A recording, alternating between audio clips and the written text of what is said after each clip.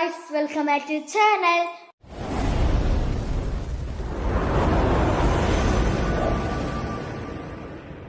Hello, ഇന്നലെ ഞാൻ എൻ്റെ സ്കൂളിലെ ആനുവൽ ഡേയിൽ ചെറിയ സ്കിറ്റ് അവതരിപ്പിച്ചിരുന്നു.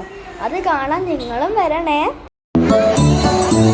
രാമൻകുട്ടി ഒരു കർഷകനായിരുന്നു. അവിവാഹിതനായ രാമൻകുട്ടി തന്റെ മക്കളെ സ്നേഹിക്കുന്നതിലേറെ മരങ്ങളെ സ്നേഹിച്ചു. പെട്ടെന്നാണ് രാമൻകുട്ടി ആ കാഴ്ച കണ്ടത്. വഴിയിൽ ഒരു ജാതി മരം വീണ് കിടക്കുന്നു. രാമൻകുട്ടി ഒട്ടും അമാന്തിച്ചില്ല. ആ മരം പൊക്കാൻ ശ്രമിച്ചു.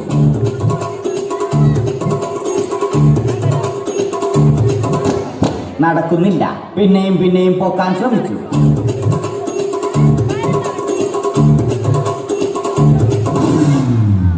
നടക്കുന്നില്ല. രാമൻകുട്ടി വഴിയിൽ പോയവരെ എല്ലാവരെയും സഹായത്തിന് വിളിച്ചു.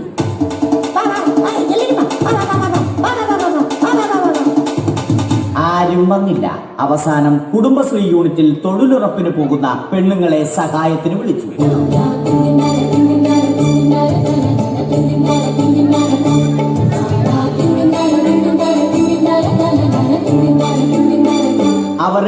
അവർ അവരുടെ സ്ഥിരം പണി തുടങ്ങി. അത് കണ്ട ദേഷ്യം വന്ന രാമൻകുട്ടി മരത്തെ ഒറ്റയ്ക്ക് പിടിച്ചു പോക്കി. അത്ഭുതമെന്ന് പറയട്ടെ, മരം നേരെ നിന്നു.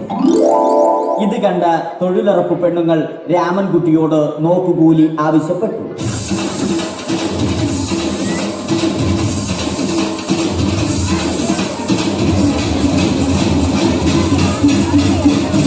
പോക്കറ്റില്ലാത്ത ബനിയൻ ധരിച്ച രാമൻകുട്ടിയുടെ പോക്കറ്റ് വരെ കീറിയിട്ടാണ് പെണ്ണുങ്ങൾ പോയത്.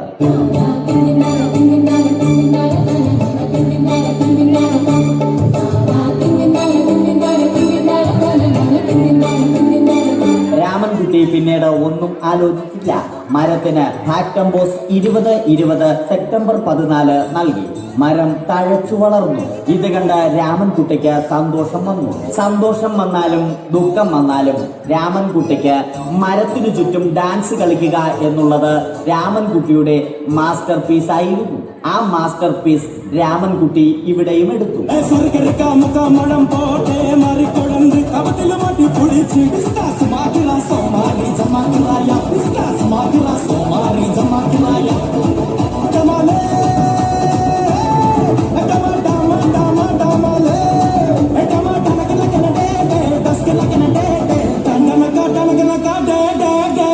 രാമൻകുട്ടി ദൈവത്തോടായി പ്രാർത്ഥിച്ചു. നിങ്ങൾ എനിക്ക് ആയുസ്സും ആരോഗ്യവും തരൂ. ഞാൻ മരങ്ങളെ സംരക്ഷിച്ചു കൊള്ളാം. കാരണം മരം ഒരു വരമാണ്. അവന്റെ പ്രാർത്ഥന ദൈവം കേട്ടു. ആ മാവിൽ നിന്നും വീണ തേങ്ങ രാമൻകുട്ടി മോങ്ങാതെ ഇരുന്ന് തിന്നു.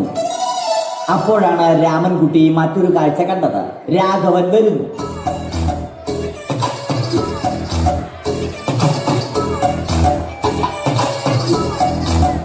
മരം മുറിക്കൽ ഹോബിയാക്കിയ, അതിലുപരി ജോലിയാക്കിയ രാഘവൻ മരങ്ങളുടെ ശത്രുവല്ല. മരങ്ങൾ മുറിച്ച് ഫർണിച്ചർ പണിയുന്നത് തെറ്റല്ല. അവനെ ഇതിൽ നിന്നും പിന്തിരിപ്പിക്കണം. അവർ തമ്മിൽ ഒന്നും രണ്ടും പറഞ്ഞു. സംസാരം മൂത്ത് വാക്കേറ്റമായി. അത് പിന്നെ അടിയിൽ കലാശിച്ചു.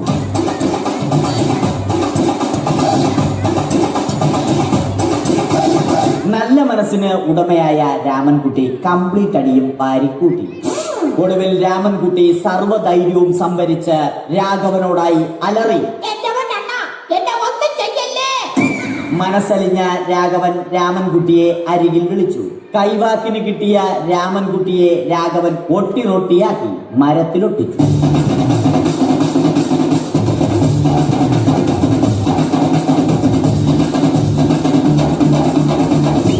ഇന്നത്തെ പണി കഴിഞ്ഞ രാഘവൻ സംതൃപ്തിയോടെ വീട്ടിലേക്ക് മടങ്ങി. തനിക്ക് തല്ല് കിട്ടിയാലും മരത്തെ രക്ഷിക്കാൻ പറ്റിയ സന്തോഷത്താൽ രാമൻകുട്ടി മരത്തെ കെട്ടിപ്പിടിച്ച് പൊട്ടി പൊട്ടി കരഞ്ഞു.